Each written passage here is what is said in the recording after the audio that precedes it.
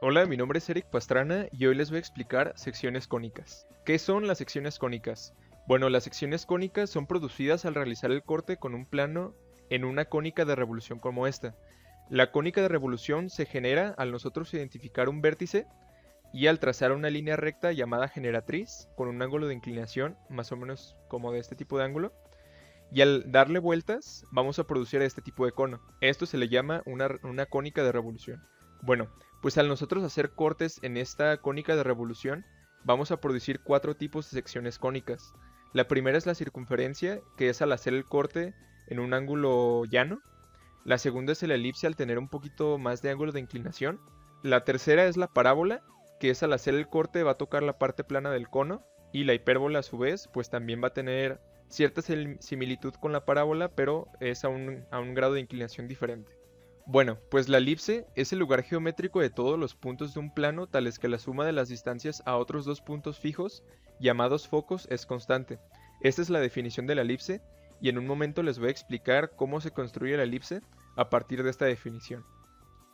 Bueno, para la construcción de nuestra elipse vamos a necesitar un hilo y dos tachuelas. En nuestro plano vamos a identificar dos puntos, el foco 1 y el foco 2. Yo aquí ya los puse, pueden ser con la separación que sea, puede ser más grande, más pequeño, pero pues yo lo puse en esta separación para que se aprecie mejor la construcción de la elipse. Entonces, este hilo que vamos a utilizar mide aproximadamente 28 centímetros, obviamente pues bien estirado, mide aproximadamente eso y no importa cómo yo coloque este hilo, siempre va a medir 28. Pues ahora sí, podemos comenzar con la construcción de nuestra elipse y leemos otra vez la definición. Nos dice que la elipse es el lugar geométrico de todos los puntos de un plano, tales que la suma de las distancias a otros dos puntos fijos, que son los focos, es constante. Es decir, que si yo estiro este punto y pongo un punto aquí, la suma de esta longitud más esta longitud siempre va a medir 28 centímetros.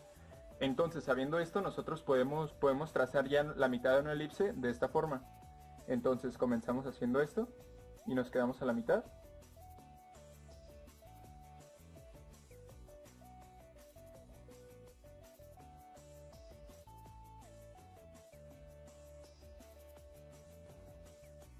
Y ahí ya tendríamos nuestra elipse. Bueno, pues ahí ya remarqué un poquito mejor nuestra elipse. Ahora vamos a comprobar que, por ejemplo, vamos a quitar primero el hilo y elegimos cualquier punto. Elegimos por ejemplo este y trazamos una línea del foco 2 al punto y del foco 1 a ese punto. Esto nos debe dar aproximadamente 28 centímetros. Aquí tenemos 11 más, a ver, 11 más 18 nos da más o menos 28 centímetros. Entonces, pues ya podemos comprobar que de cualquier punto que elijamos de la elipse, al unirlo con un foco y al unirlo con el otro, la suma de esas longitudes va a ser igual a 28. Bueno, pues ahora lo que hice fue encontrar otros puntos dentro de la elipse y medir más o menos cuánto mide esta longitud y sumarlas, y efectivamente todas dan aproximadamente 28 centímetros, que es lo que mide pues este hilo y con el que hicimos la elipse. Ahora lo que hice fue trazar una recta que va desde un foco al otro, es decir que va a pasar por la mitad de la elipse y la va a dividir en dos. Esta va a ser la parte pues, superior e inferior, pero también vamos a tener que trazar otra línea, otra recta dentro de la elipse, pero para eso tenemos que encontrar el centro de la elipse, el cual va a estar dado por el punto medio entre el foco 1 y el foco 2. Entonces encontramos que del foco 1 al foco 2 hay 16 centímetros, entonces la mitad sería 8, va a ser más o menos por aquí. Y ahora sí ya tenemos el centro de nuestra elipse. Bueno, pues ya trazados estas dos rectas, a tener intersecciones en la elipse, ¿cuáles van a ser estos? Y a estos puntos donde las rectas intersecan a la elipse se les llaman vértices. Les podemos poner un subíndice si quieren, yo les voy a poner 1 y 2. Y bueno, ahora lo que vamos a encontrar va a ser los dos radios que ya habíamos mencionado, que identifican a la elipse y hacen la diferencia de una elipse a una circunferencia. Y es que estos dos radios van a ser diferentes. Entonces, un radio va a estar dado por el vértice 1, la distancia que va a haber entre el vértice 1 y el centro y el vértice 2. Bueno, pues entonces vamos a identificar estos radios. Yo aquí les puse que esta longitud va a ser igual a A y esta otra longitud va a ser igual a A. Como sabemos, pues estas dos longitudes van a ser iguales, entonces el eje mayor va a ser igual a 2A. Se preguntarán cómo encontramos cuál es el eje mayor o cuál es el eje menor. Pues simplemente podemos medir cuánto mide del vértice 1 al centro, perdón. Esto es igual a 14 centímetros. Y ahora buscamos el radio como opuesto. Y este sería igual a 11.5 centímetros. Entonces, como este es mayor, la longitud que va a haber del vértice 1 al vértice 2 va a ser mayor en comparación a la del vértice superior al vértice inferior. Entonces aquí ponemos que el eje mayor va a ser igual a 2A. Y de igual manera medimos ahora el eje menor. Y esto va a ser igual a 2B. Como sabemos, este B y este B miden lo mismo. Bueno, pues ahora debemos conocer que van a existir también dos longitudes, que va a haber del centro al foco y del foco 2 al centro. Entonces esta la vamos a poner C. Y bueno, pues esta longitud del foco 1 al foco 2 va a ser igual a 2C. Bueno, entonces ahora lo que vamos a hacer va a ser poner las tachuelas en los vértices de esta manera. Y vamos a corroborar que el hilo que vaya de un vértice al otro va a tener una longitud de 2A. Y pues ahí está, ¿no? Queda más o menos templada. Mide 2A, pues bueno, porque esta parte es A, esta parte es A, y eso corresponde al eje mayor, que es 2A. Entonces algo curioso que pasa es que si nosotros colocamos esta tachuela en el vértice superior y esta tachuela en el foco, pues va a ser diferente, pero justamente el hilo va a pasar y le va a dar 2 vueltas a la tachuela.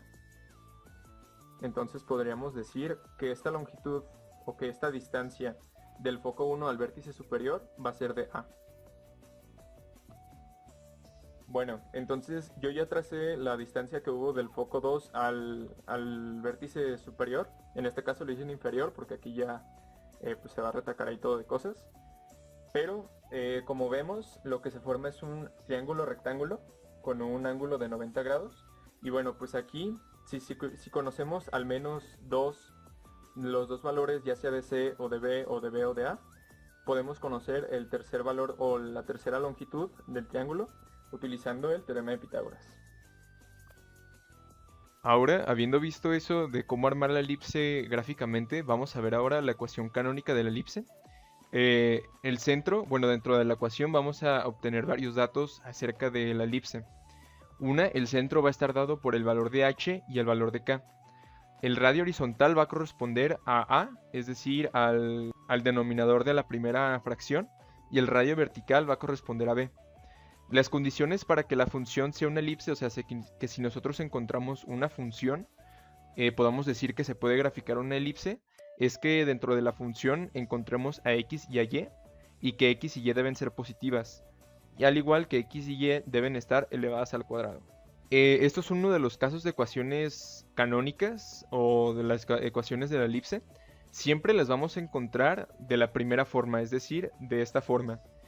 De esta forma podemos ir descartando las opciones que dijimos anteriormente, que es que, bueno, sí, x y y son positivas, pero ambas, nada más x está elevado al cuadrado y y no está elevado al cuadrado. En este caso no encontramos a y, entonces ahí podemos descartar que es una ecuación canónica. Sin embargo esta, bueno, pues tenemos que x y y son positivas, ambas están elevadas al cuadrado, y también algo que se me olvidó mencionar es que deben estar igualadas a 1 en la ecuación canónica. También podemos encontrar ecuaciones generales que pueden estar igualadas a 0 porque pues esa es su característica, pero pues sí se pueden graficar, pero ese es tema para otro video. Bueno, pues ahora nos pasamos a GeoGebra para ver esto un poco más gráficamente acerca de la ecuación canónica. En este ejemplo, lo que les decía se parece bastante la ecuación a la ecuación de la circunferencia, pero el detalle aquí es que, como ya habíamos mencionado, los radios van a ser distintos. Esta es la ecuación canónica de la elipse, la de la circunferencia creo que no tiene los denominadores. Entonces, lo que vamos a ver aquí, pues con los datos que tenemos aquí en GeoGebra se forma una circunferencia. Porque bueno, a le dimos un valor de 1 y como ya vimos en el clip pasado, a va a corresponder al primer radio y b va a corresponder al segundo, pero como son iguales, pues se puede decir que el radio de esta circunferencia pues es 1. Sin embargo, si nosotros modificamos, por ejemplo, este a, vamos a ver que se va a expandir o la elipse va a ser más grande en la parte de las X. Una forma de identificar para dónde se abre más la elipse es viendo qué número de los denominadores es más grande. Si el número que está debajo de la Y es más grande que el que está debajo de las X, la elipse va a tener un radio mayor en vertical. Y si es viceversa, pues como es en este caso, 2.2 elevado al cuadrado va a ser mayor que 1 elevado al cuadrado, pues esta elipse va a estar más abierta en el eje de las X. Bueno, pues aquí podemos jugar un poco con los valores. Como vemos, en la elipse también se toma en cuenta la posición del centro. H y K, como ya habíamos mencionado, van a ser los valores que va a tomar el centro de la elipse. H va a ser en el eje de las X y K va a corresponder a la posición en el eje de las Y's. Como vemos, pues lo vamos a tratar de poner en 2 y en H vamos a ponerle en 5, por ejemplo. Bueno, como vemos, el centro de la elipse va a estar en 5,2 y pues sí, podemos aquí ver claramente que aquí va a estar el centro. Va a tener un radio bueno, el radio va a estar dado por A y por B. Y bueno, pues aquí podemos ver más gráficamente cómo funcionan los datos adentro de la ecuación canónica. Cuando nosotros nos dan un valor en H, por ejemplo, supongamos que nos dan un número negativo, H en la ecuación va a estar de forma positiva porque, como sabemos, al ponerlo en la ecuación, el menos con el otro menos se va a hacer un 1 positivo, y al tener 1 positivo, un valor positivo en K, por ejemplo, el menos se va a mantener porque más por menos va a ser menos. Entonces en la ecuación se va a poner de esta forma. Y B, por ejemplo, siempre va a ser positivo porque al elevar al cuadrado cualquier número se va a hacer positivo, o si es positivo se va a mantener positivo.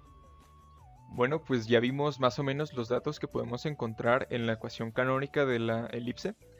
Entonces, a cuando nosotros nos den este tipo de ecuación, o sea, ya con el 2.6 elevado al cuadrado, y nosotros queremos saber cuánto mide el radio, o cuánto mide el radio sobre el eje X y cuánto mide el radio sobre el eje Y, lo único que tendríamos que hacer es AA.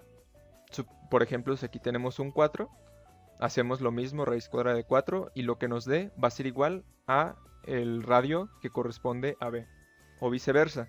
En el caso de A, sacamos la raíz cuadrada del valor que nos den en A, y eso va a ser igual al radio en A. Bueno, pues ahora vamos a realizar el siguiente ejercicio, y dice así: grafica la siguiente elipse con los siguientes elementos. Sabemos que H y K van a corresponder a las coordenadas del centro de nuestra elipse. H va a tomar el valor de 3 y K va a tomar el valor de X más Y en el siguiente sistema de ecuaciones. Es decir, que el valor que corresponde a X en ese sistema y el valor que corresponde a Y en ese sistema lo vamos a sumar, y eso va a corresponder al valor de K. Y sabemos que A al cuadrado es igual a 144 y B al cuadrado es igual a 64. Entonces nos vemos en el siguiente video, en el cual vamos a estar resolviendo este ejercicio.